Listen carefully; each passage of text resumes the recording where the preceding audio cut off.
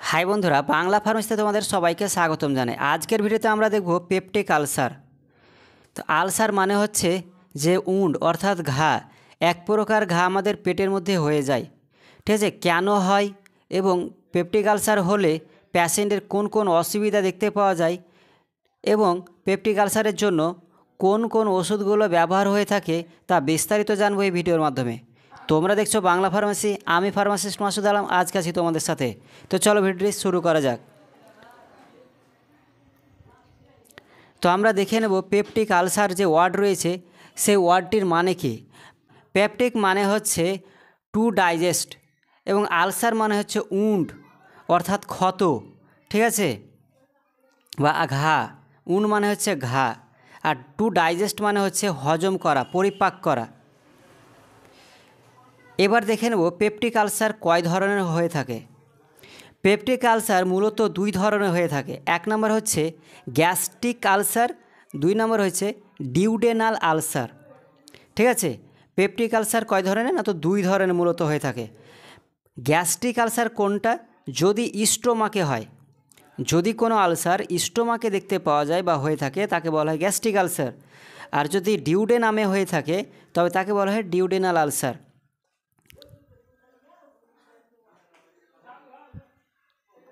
এবার দেখে নেব HCl সিক্রেশনের মেকানিজম, অর্থাৎ আমাদের পেটে অর্থাৎ প্যারিয়েটাল সেল থেকে HCl সিক্রেশন হয়। তো কিভাবে হয়, কিভাবে সেটা তৈরি হয় এবং সিক্রেশন হয়। তো তোমরা এখানে দেখে নাও, এখানে একটা প্যারিয়েটাল সেল এবং প্যারিয়েটাল সেল নেওয়া হয়েছে যেখান থেকে HCl সিক্রেশন হয় এবং আশেপাশে বিভিন্ন রিসেপ্টর রয়েছে, যে রিসেপ্টরগুলো কী করে সেটাকে স্টিমুলেট করে, অ্যাক্টিভ করে, যাতে বেশি বেশি করে HCl সিক্রেশন হয়। তো চলো আমরা জেনে নিই যে HCl কীভাবে ফর্মেশন হয় বা তৈরি হয় এবং আমাদের প্যারিয়েটাল সেল থেকে সিক্রেশন হয়। তোমরা দেখতে পাচ্ছ এখানে কার্বন ডাই অক্সাইড এবং জল H2O, CO2 H2O মিলে তৈরি হচ্ছে কার্বনিক অ্যাসিড। কোথায়? প্যারিয়েটাল সেলের মধ্যে। কার্বন ডাই অক্সাইড আসে তোমার ব্লাড থেকে। কার্বন ডাইঅক্সাইড কোথা থেকে আসে না, তো ব্লাড থেকে কার্বন ডাইঅক্সাইড আসে এবং প্যারিয়েটাল সেলে যে জল থাকে তার সাথে মিক্স হয়ে কার্বনিক অ্যাসিড উৎপন্ন করে। আর এই কার্বনিক অ্যাসিড আনস্টেবল হওয়ার কারণে সেটি ভেঙে যায় বাইকার্বনেট এবং হাইড্রোজেন আয়নে। এই ভেঙে যাওয়া হাইড্রোজেন আয়ন এটিপেজ অর্থাৎ প্রোটন পাম্প যে থাকে, ঠিক আছে, হাইড্রোজেন পটাশিয়াম এটিপেজ পাম্প অর্থাৎ চ্যানেল, সেখান দিয়ে এই হাইড্রোজেন আয়ন বেরিয়ে লিউমেনে আসে। ঠিক আছে, স্টোমাকের লিউমেন। ঠিক আছে, আশা করি জায়গাটা বুঝতে পেরেছ। এবং এখানে যে রয়েছে potassium channel, sodium potassium channel, এখানে সোডিয়াম এবং পটাশিয়াম চ্যানেলের এক্সচেঞ্জ হয়। ঠিক আছে, যদি পটাশিয়াম ভিতরে প্যারিয়েটাল সেলে যায় তো সোডিয়াম বাইরে যাবে। ঠিক আছে, এভাবে এক্সচেঞ্জ হয়ে থাকে। আর এখানে ক্লোরিন আয়ন চ্যানেল প্যারিয়েটাল সেলে প্রবেশ করে। ক্লোরিন আয়ন যখন প্রবেশ করে এটি আবার ওই ক্লোরিন চ্যানেলের মাধ্যমে লিউমেনে আবার প্রবেশ করে। ঠিক আছে, যখন হাইড্রোজেন আয়ন তো আগে থেকে আছে, এখানে বেরিয়ে আসে প্যারিয়েটাল সেল থেকে, হাইড্রোজেন আয়ন এখানে লুমেনে আসে এবং ক্লোরিন আয়ন আবার এখান থেকে বেরিয়ে লুমেনে আসে। ঠিক আছে, আর এই ক্লোরিন আয়ন এবং হাইড্রোজেন আয়ন মিশে HCl উৎপন্ন করে। তো আশা করি তোমরা জায়গাটা বুঝতে পেরেছো যে প্যারিয়েটাল সেলে হাইড্রোক্লোরিক অ্যাসিড কীভাবে তৈরি হয়। এবার দেখে নেব পেপটিক আলসারের কারণ বা কেন হয়। ঠিক আছে, H. পাইলোরি নামে একটি ব্যাকটেরিয়া থাকে যার কারণে হয়ে থাকে। এছাড়া কোনো পেশেন্ট যদি নন স্টেরয়েডাল অ্যান্টি ইনফ্ল্যামেটরি ড্রাগগুলো যদি লং টাইম ধরে নিতে থাকে, ঠিক আছে, ডাক্তার পরামর্শ ছাড়াই যদি নিতে থাকে তো সে কারণেও হতে থাকে। পেপটিক আলসার হয়ে যাওয়ার মূল যেটা কারণ, যেটা আমরা পরবর্তীতে দেখব, ঠিক আছে, আমরা এখনই জানব যে imbalance of aggressive and defensive যে ফ্যাক্টর রয়েছে তাদের কারণে। ঠিক আছে, তো চলো সেগুলো কি দেখে নেব। এবার কিছু ইম্পর্টেন্ট পয়েন্ট যেটা আমাদের মনে রাখতে হবে এই পেপটিক আলসারের, যে পেপটিক আলসার হয়ে থাকে, ঠিক আছে, কোথায়, যে peptic ulcer occurs in the part of gastrointestinal tract. Peptic আলসারটা কোথায় হয় না, তো গ্যাস্ট্রোইন্টেস্টাইনাল ট্রাকের মধ্যেই হয়ে থাকে। সেটা হচ্ছে স্টোমাক এবং ডিউডেনাম। ঠিক আছে, এই যে ইন্টেস্টাইনাল সেটাকে এক্সপোজ করে গ্যাস্ট্রিক অ্যাসিড এবং পেপসিন স্টোমাক এবং ডিউডেনামের মধ্যে, ঠিক আছে।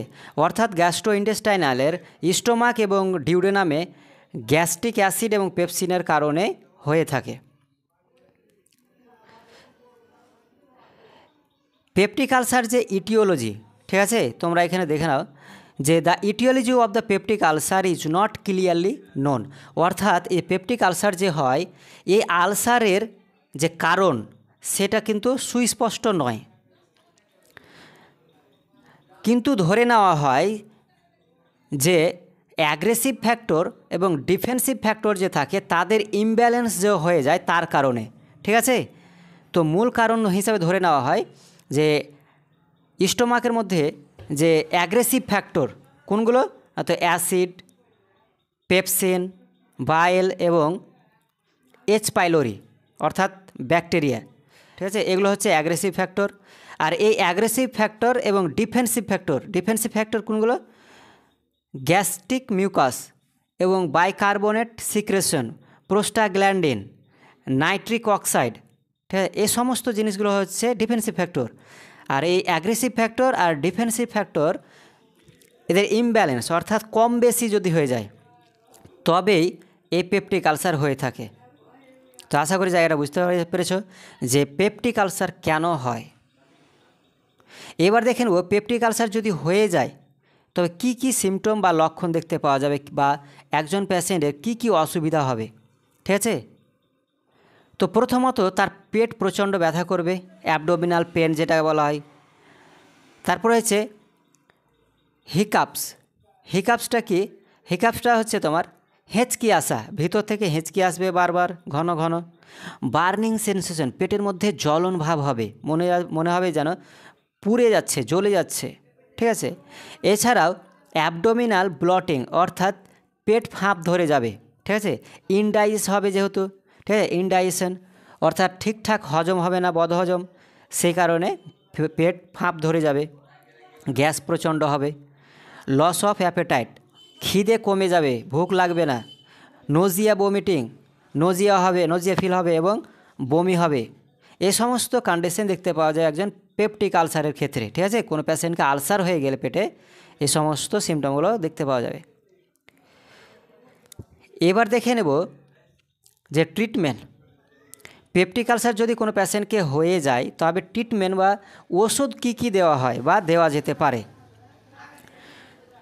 তো প্রথম যেটা হচ্ছে যে ট্রিটমেন্ট হিসেবে reduction of gastric acid secretion.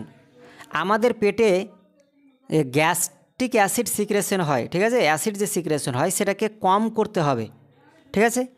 কম করার জন্য কোন ওষুধটা দিতে হবে, H2 অ্যান্টিহিস্টামিন ড্রাগ দিতে হবে। আর ওই H2 অ্যান্টিহিস্টামিন ড্রাগগুলো কী কী, H2 অ্যান্টিহিস্টামিন যেমন রয়েছে সিমেটিডিন, র্যানিটিডিন মার্কেটে র্যানট্যাক নামে আসে, ফ্যামোটিডিন, রক্সাটিডিন, এগুলো হচ্ছে H2 অ্যান্টিহিস্টামিন যেটা পেপটিক আলসারের জন্য ইউজ হয়ে থাকে, ব্যবহার করা হয়। এবার দেখে নেব প্রোটন পাম্প ইনহিবিটর, ঠিক আছে, অর্থাৎ H+ পটাশিয়াম ATPase ব্লকার, ঠিক আছে। তো প্রোটন পাম্প ইনহিবিটর ড্রাগগুলি হচ্ছে ওমেপ্রাজল, যেটা মার্কেটে অমেজডি নামে আসে, ঠিক আছে, এসোমেপ্রাজল, ঠিক আছে, এসোমেপ্রাজল, ল্যান্সোপ্রাজল, প্যান্টোপ্রাজল যেমন প্যান40 নামে আসে, ঠিক আছে, মার্কেটে প্যান40 নামে আসে প্যান্টোপ্রাজল। এছাড়া আরও অন্যান্য নামে আসে র্যাবেপ্রাজল, র্যাবেকন DSR, বিভিন্ন নামে আসে ডেক্সর্যাবেপ্রাজল। এগুলো হচ্ছে প্রোটন পাম্প ইনহিবিটর যেগুলো পেপটিক আলসারের জন্য ইউজ হয়ে থাকে, খালি পেটে দেওয়া হয় এগুলো ঠিক আছে। পেপটিক আলসারের জন্য সমস্ত ওষুধ খালি পেটে অ্যাডভাইস করা হয়। এরপরে দেখে নেব অ্যান্টিকোলিনার্জিক ড্রাগ। কিছু অ্যান্টিকোলিনার্জিক ড্রাগ রয়েছে যেটা M3 রিসেপ্টরের উপর কাজ করে, ঠিক আছে। সেটা হচ্ছে পাইরেনজেপিন, প্রোপ্যানথেলিন, ওয়াক্সিফেনোনিয়াম। এই তিনটি হচ্ছে অ্যান্টিকোলিনার্জিক ড্রাগ যেটি পেপটিক আলসারে ব্যবহার হয়ে থাকে। এছাড়াও রয়েছে প্রোস্টাগ্ল্যান্ডিন অ্যানালগাস, ঠিক আছে। প্রোস্টাগ্ল্যান্ডিন অ্যানালগস যেমন রয়েছে মিসোপ্রস্টলটা হচ্ছে প্রোস্টাগ্ল্যান্ডিন অ্যানালগস, পেপটিক আলসারের জন্য ইউজ হয়ে থাকে। এবার দেখে নেব নিউট্রালাইজেশন অফ গ্যাস্ট্রিক অ্যাসিড, অর্থাৎ অ্যান্টাসিড বলা হয়। ঠিক আছে, কিছু অ্যান্টাসিড রয়েছে যেগুলো গ্যাস্ট্রিক অ্যাসিডকে নিউট্রালাইজ করে দেয়। ঠিক আছে, তো এটি দুই রকম হয়ে থাকে, একটা হচ্ছে সিস্টেমিক, একটা নন সিস্টেমিক। তো সিস্টেমিকের মধ্যে আছে সোডিয়াম বাইকার্বনেট এবং সোডিয়াম সিট্রেট। ঠিক আছে, সোডিয়াম বাইকার্বনেট, সোডিয়াম সিট্রেট হচ্ছে সিস্টেমিক। আর রয়েছে নন সিস্টেমিক। ঠিক আছে, এবার রয়েছে নন সিস্টেমিকের মধ্যে কি কি রয়েছে? ম্যাগনেসিয়াম হাইড্রোক্সাইড, ঠিক আছে, magnesium trisilicate, aluminium hydroxide, megaldrate, calcium carbonate, এগুলো হচ্ছে নন সিস্টেমিক। এছাড়াও রয়েছে আলসার প্রোটেক্টিভ ড্রাগ, আলসারকে প্রোটেক্ট করে, সুক্রালফেট, মার্কেটে সুক্রালফেট নামে আছে। এছাড়া হচ্ছে কলয়েডাল বিসমাথ সাবস্ট্রেট, অর্থাৎ সিবিএস, যার শর্ট ফর্ম হচ্ছে সিবিএস, এর ফুল ফর্ম হচ্ছে কলয়েডাল বিসমাথ সাবস্ট্রেট। এবার কিছু অ্যান্টিবায়োটিক ইউজ হয়ে থাকে।